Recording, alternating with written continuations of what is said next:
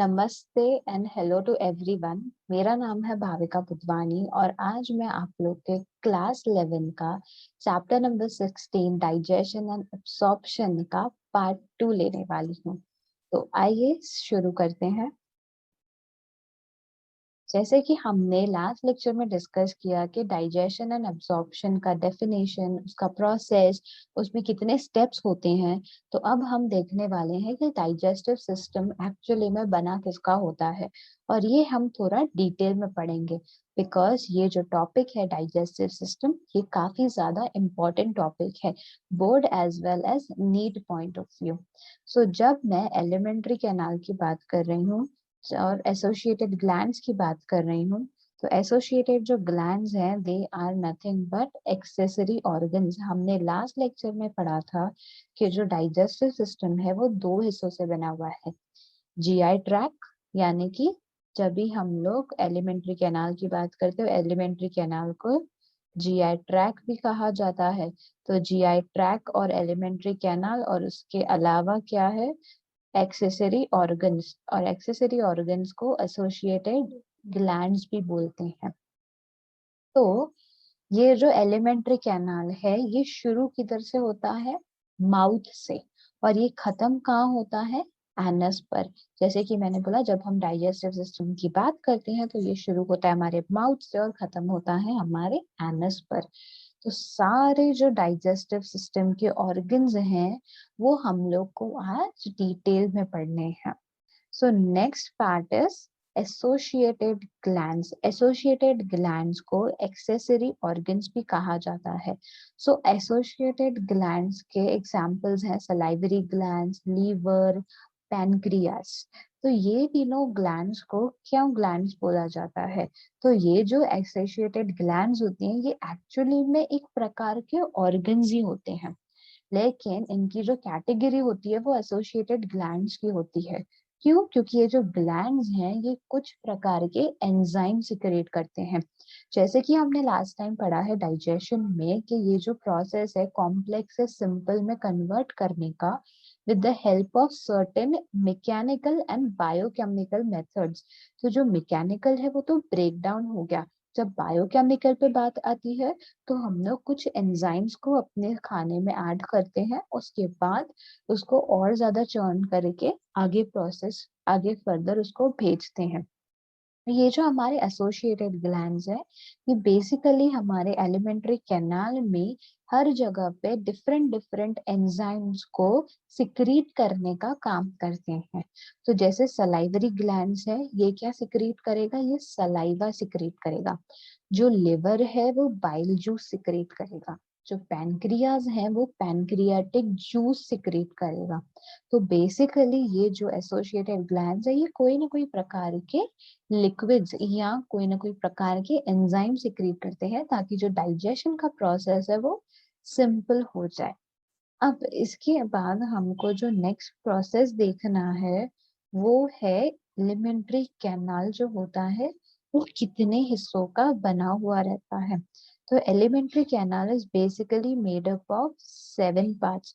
तो ये 7 पार्ट्स कौन से होते हैं? सबसे पहला जो पार्ट होता है एलिमेंट्री कैनाल का वो हमने पढ़ा है माउथ। तो माउथ को मैं बकल कैविटी भी बोल सकती हूँ या फिर ओरल कैविटी भी बोल सकती हूँ। ओरल तो हम लोग माउथ के लिए टर्म यूज करते हैं या दांतों के लिए यूज करते हैं। तो बेसिकली जो एलिमेंट्री कैनाल है वो शुरू होता है हमारे माउथ से। इसको बकल कैविटी भी कहा जाता है। The second part is known as firings. अब ये फायरिंग्स क्या होता है, सुना तो बहुत बार है लेकिन कंफ्यूजन होता है। फायरिंग्स सिर्फ बेसिकली होता है ये जो हमारा नाक है यहाँ से कान जाता है, तो ये कान और ये नेक तक का हिस्सा जो होता है इसको बोलते हैं फायरिंग्स। तो हम लोग जब भी नाक में हमारे कफ बलगम अटक जाता है तो हम बहुत बार आदत होगी करके पीछे भेजते हैं। तो ये पीछे कहाँ पे जाता है, it goes into the firings. तब जाके जब भी हमको कभी कभार चीख भी आती है तो हमको झटका लगता है तो इधर लगता है, बिकॉज ये pharynx and nose are both interconnected. And जो हमारा माउथ है वो भी पीछे फायरिंग से कनेक्टेड है। जो सेकंड पार्ट हो जाता है एलिमेंट्री कैनाल का, उसको बोलते हैं फायरिंग्स। तो इसके बाद आपने एक और वर्ड सुना होगा जिसको बोलते हैं लैरिंग्स। तो लैरिंग्स जो होता है, it is the sound box और you can also called as the voice box. तो जो लैरिंग्स की मदद से हम ये जो बोल पा रहे हैं, जो आवाज निकाल पा रहे हैं, वो किसकी वजह से होती है? लैरिंग्स की वजह से। Third part is known as the oesophagus. Oesophagus is this part, ये बीच वाला पार्ट है जिसको हम ईसोफेगस बोलते हैं। ठीक है, तो ये तीन पार्ट्स तो मेरे हिसाब से आपके लिए अभी इजी हो गए। चलिए फिर भी मैं आपको ड्रॉ करके दिखा देती हूँ कि ये अगर मैं माउथ की बात करती हूँ, तो ये माउथ का जो पीछे वाला हिस्सा है पीछे जाएगा।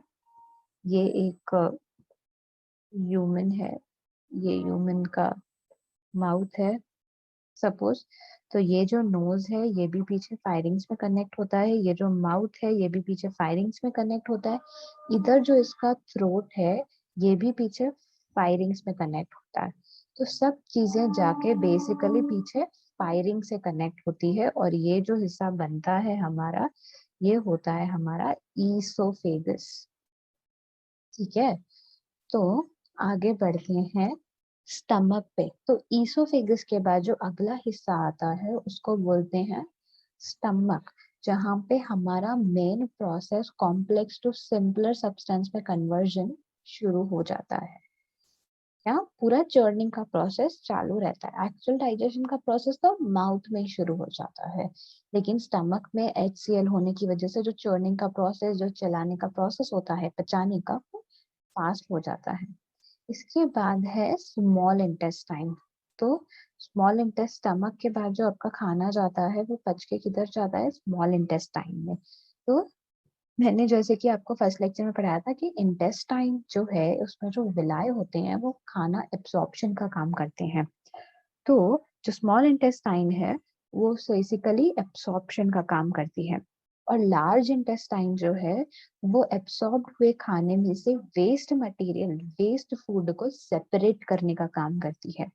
And lastly comes your anus, जिसमें से हम अपना बॉडी से वेस्ट प्रोडक्ट को बाहर निकालते हैं। जो स्मॉल इंटेस्टाइन है उसके तीन हिस्से हैं। फर्स्ट है डिओडेनम, सेकेंड है जूजेनम, थर्ड है ileum. And the same way large intestine के भी तीन पार्ट्स हैं, केकम, कोलन एंड रेक्टम। इनको हम डिटेल में बाद में स्टडी करेंगे। आई होप आपको आज का लेक्चर अच्छे से समझ में आया हो। Thank you so much.